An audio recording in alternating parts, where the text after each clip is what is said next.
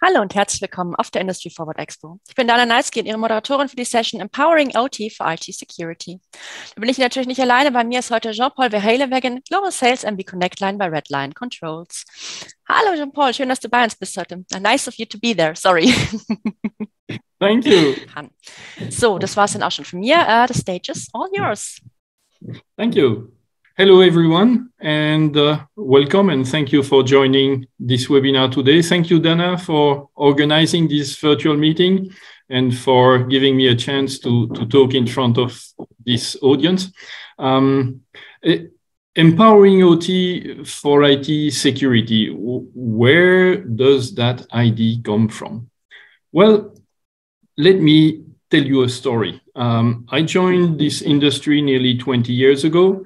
And in those days, the major suppliers, the Siemens, the Rockwell Automation, they were all pushing the industry to take the next technology step, migrate from those old serial networks to an integrated Ethernet architecture.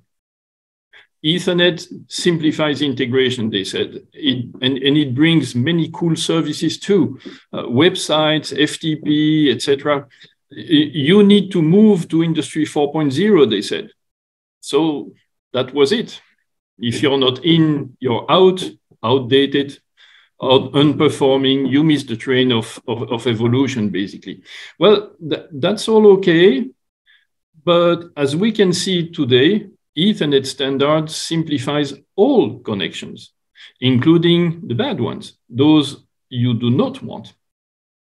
And it's true that an embedded website is cool, but do you patch it when the device is in production? So at Redline Controls, we believe that IT cannot secure the industry if it works alone. The industry needs to secure itself. Too often, we still see and hear that operations believes that IT will build some sort of a virtual fence around the factory, and that inside the perimeter of that fence, well, you can still work like before. But that in our connected industry is gone forever. Today, we need defense in depth. We need security at all levels because no filter is 100% secure. So today, in our connected industry, we need to think IT security. When we integrate OT and IT, we need to secure OT products and workflows, but we also need to integrate IT security procedures into our OT workflows. We need to foresee the IT maintenance, the firmware and software maintenance of those IT-enabled tools and devices and machines that we have now, and that is new. IT has a model to describe how communication between machines or between people and machines work, and that's called the OSI model.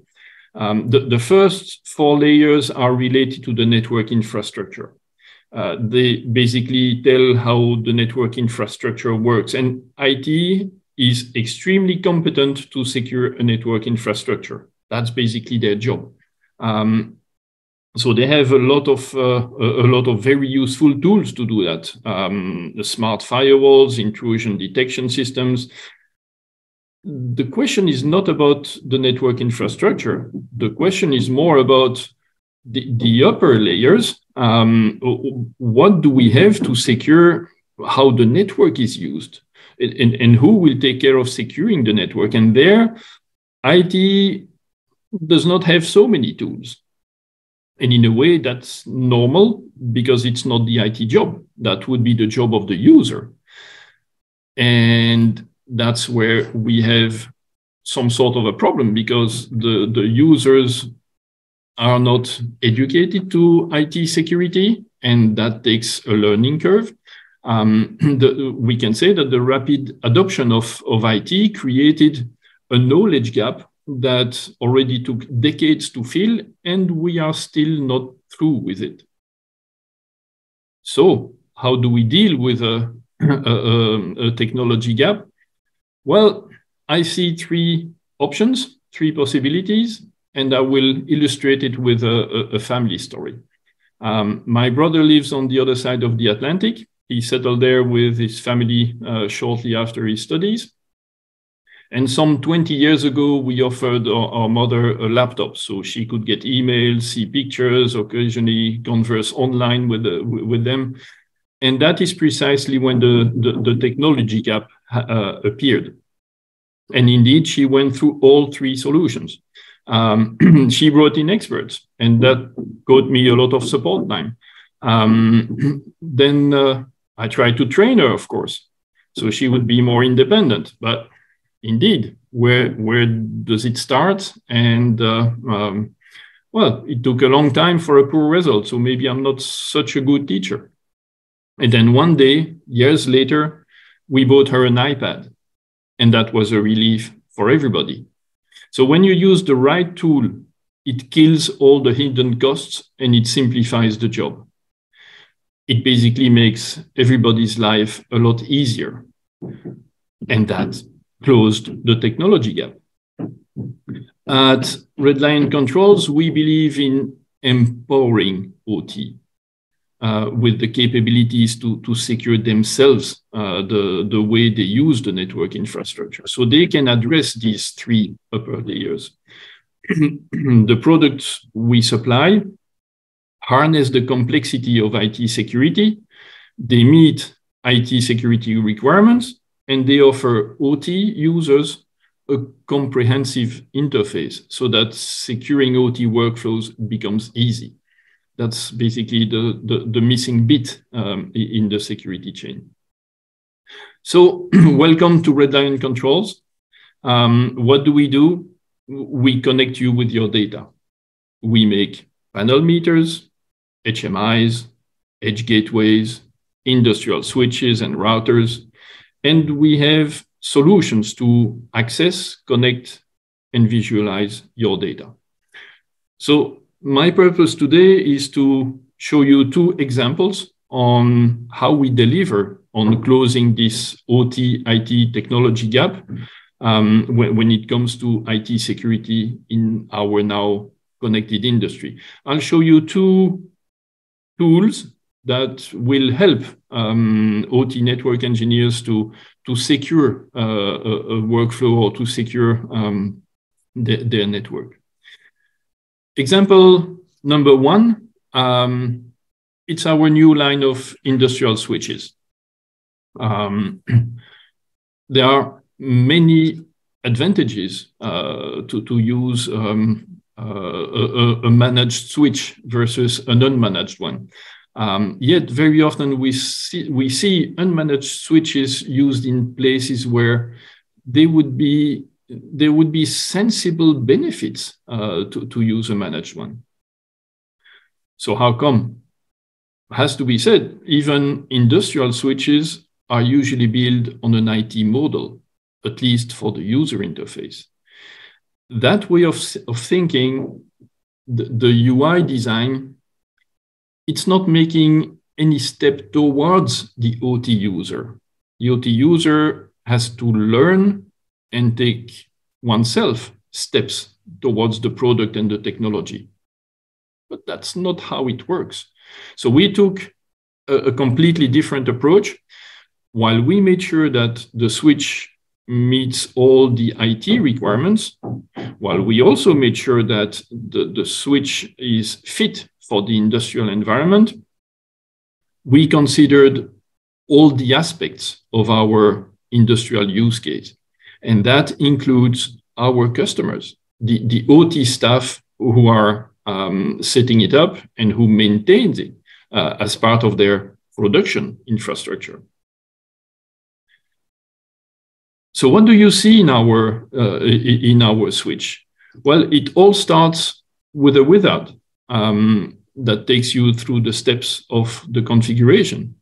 We made it graphical so people can see what happens when they change a setting or whether they are in front of the unit physically or not. It sometimes may be very useful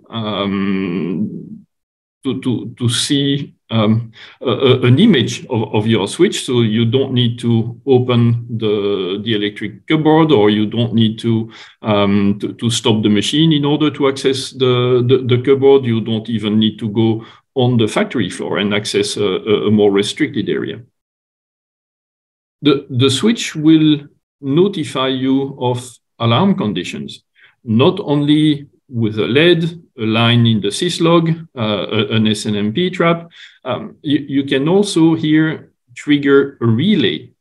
So you can manage the alarm notifications not only through the IT channels, also through the OT workflow, through the OT channels. When you get an alarm notification, you want to know what happens. Well, our diagnostics are detailed too. They let you see, for instance, what sort of error you get. And finally, our new switch series is designed as a no manual required. The idea here is to give hints so that the user will not miss an important step and have context-sensitive help at every stage. Of course, on the IT side, you will find many advanced features too, including the capability of maintaining the firmware from one central point. You remember the old, if it works, don't fix it? Well, that is one of those things that are no longer true in our connected industry. You need to make room for that software and firmware maintenance job too. Another key security benefit is that you can ask a sign-on before accessing a port. So it's no longer enough to just plug your PC cable into the switch. You need to be authorized to access it. The other example I wanted to raise today comes with the recent acquisition of MB Connectline by Red Lion Controls. And that is about securing machine suppliers' remote accesses. We all know that remote support and maintenance is very helpful for the production, but with the variety of remote access solutions used by machine vendors, well, it also has the reputation to favor workflow convenience over IT security. It's right that IT pays extra attention on to who gets where into the factory. So you basically meet the same IT-OT gap as before, and you basically have the same ways to deal with it. You bring in experts, and then it's IT that takes over. IT certainly has the means to offer a secure remote access, but then it all relies on an IT person to make all the changes, and basically it ends up with OT asking for exceptions and emergencies. So you can train OT staff. And you can demand the minimum of security procedures, but that will take time because there is a learning curve. And where do you start? So how far is that option realistic? Or you bring in the iPad. You bring in the right tool that will enable OT to operate autonomously and secure their workflow by themselves. Of course, within the IT framework, the IT security framework that you defined.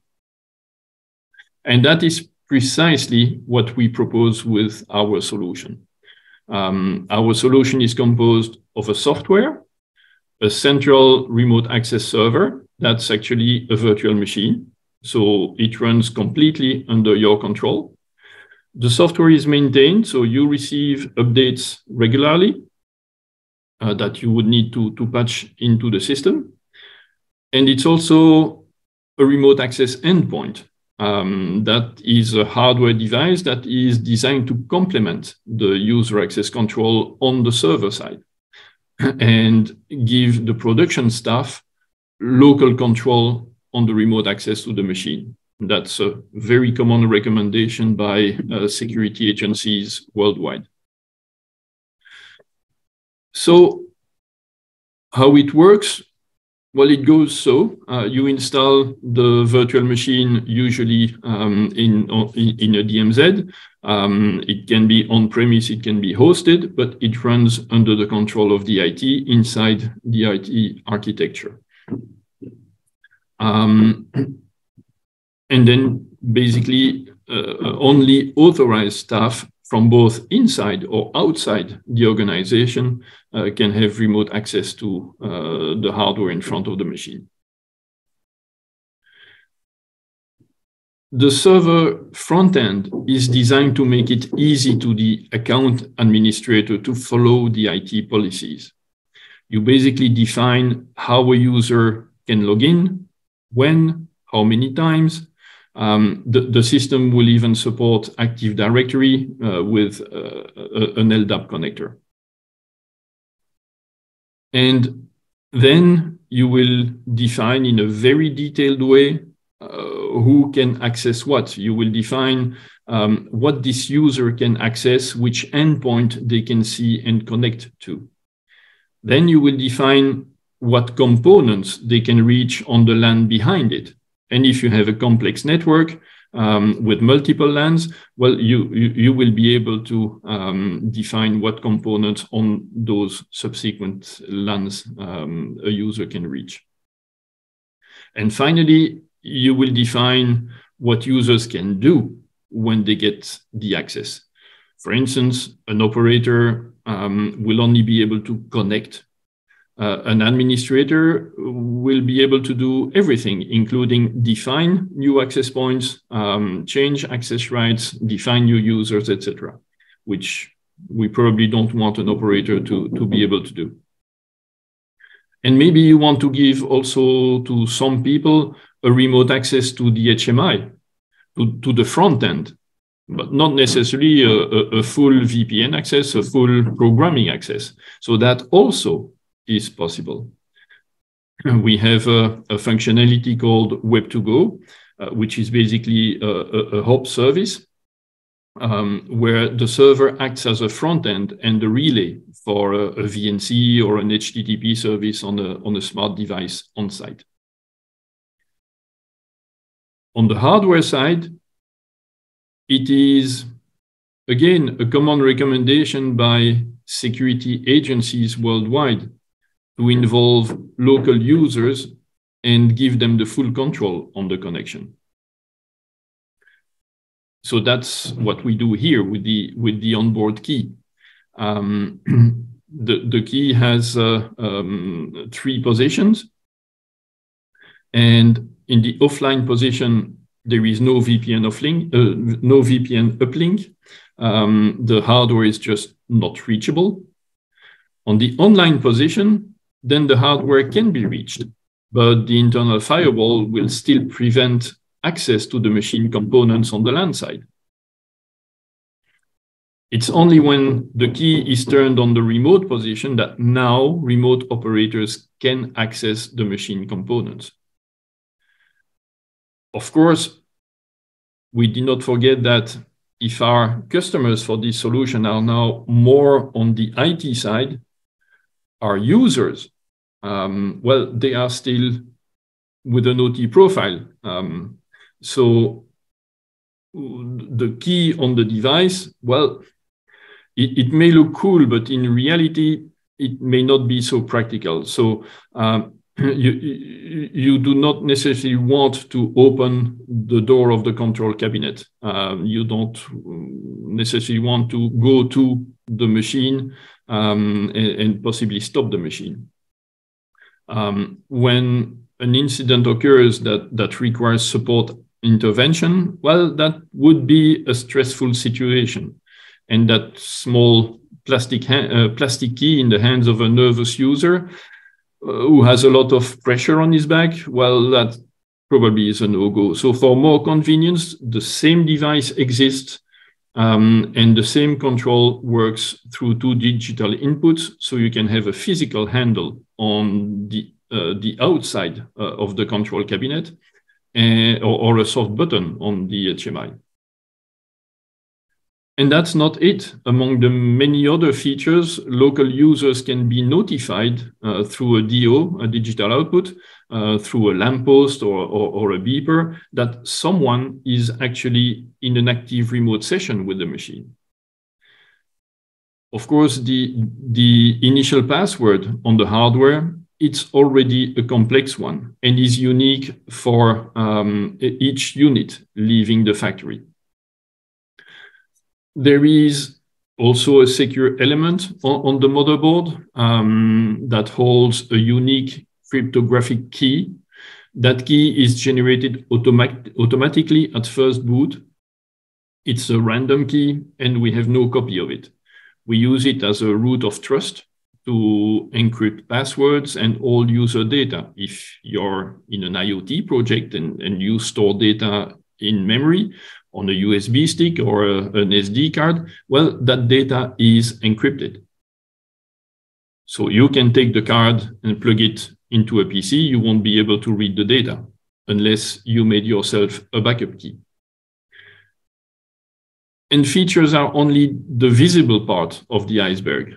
We actually live security as a process and as a structure in the company in accordance with the principle of IEC 62443.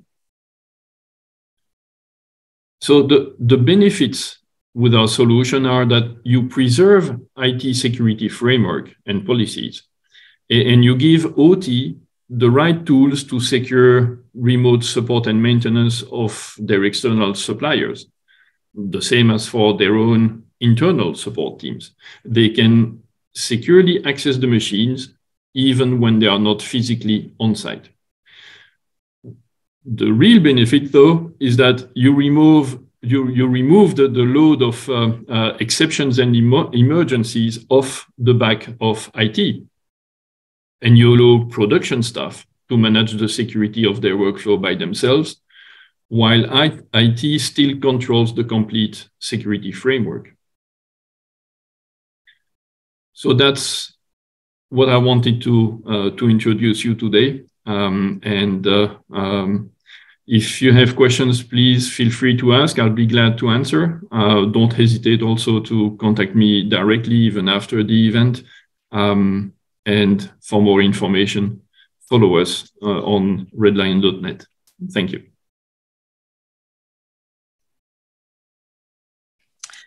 So thank you very much for your presentation. Questions are in, and we, of course, kurzer Hinweis an unsere Zuschauer, Entschuldigung. Wir können natürlich auch weiterhin Fragen stellen, während wir die Fragen bereits machen. Right at the beginning, somebody asked, are those tools really so easy that anyone can use it? Like, even when you're configuring, wouldn't you still need an expert to handle or train new users? Well, if we talk about the switch, we really designed it as a no manual. Yeah, you would need to have some basic knowledge, of course, I mean, if you come from unmanaged switch, that is a switch that will take you by the hand through the different menus. So it will take care of your learning curve. We really designed it for taking our users with us into the discovery of the more advanced features. Okay, so it's really possible for anyone to use it. I would expect so. Yes. It's very good. This configuration wizard, someone just wanted to know, does it come with the switches, or is it downloadable? Does it need any specific system to run on? No, the wizards are inside the firmware of the switch. Okay, somebody else asks to clarify, is it possible for remote access? So how is that protected? Because you talk a lot about plugging in with the keyboard. Is it possible to really do complete remote access, and how is that protected if yes? Are we talking about the switch, or are we talking about the endpoint for the machine remote access? I think it's about the endpoint, because that's the slide it came in on. All right. Okay. Then yes, of course. Before the acquisition by Redline Controls, MB Connectline was serving machine builders to offer them remote access, and the specific of MB Connectline was the approach to IT security that it wanted to put in its solutions. Today, our customers are more on the IT side, but we still serve users on the OT side. Okay. So yes, definitely, it's an all-integrated solution, and you can access the endpoint. You can also limit the access so that only the endpoint is accessible, or you can give access to a component on the LAN side.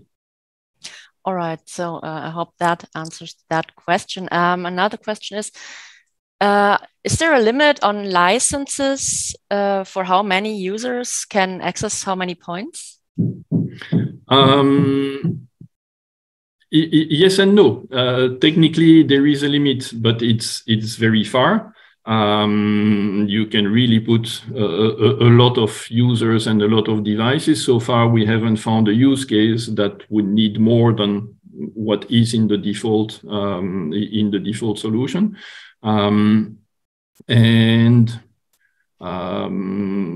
Yeah, it depends on the solution. But if you use the private server, then you can define multiple users. We will not necessarily charge per user, but we will charge on the way you use the system. Basically, two users can be online, but and they can connect to a device. But if a third user wants to connect to a device also, then you would require a third license. For an active connection, a third active connection, or that third user would simply need to wait until one of the two others has finished and releases the connection. So that's more or less how we charge on this model. So it's a very individualized way of treating things. Well, we soon realized that, I mean, it comes from the machine builder experience. A machine builder will maybe sell 50 machines this year, and next year another 50 machines, and next year another 50 machines, but there are still 2 people or 3 people on support, even when it goes to 150. Maybe there will be a fourth one when they will go to 500. So we made our model on following the workflow of our users. Today, our customers have changed profile, but it's still the same users in operations. Okay, thank you for that. One final question about the switches again. Is it possible to hot switch them in, or how long does it take and for configuration? Just about. You mean the switches? Yes. Then all right.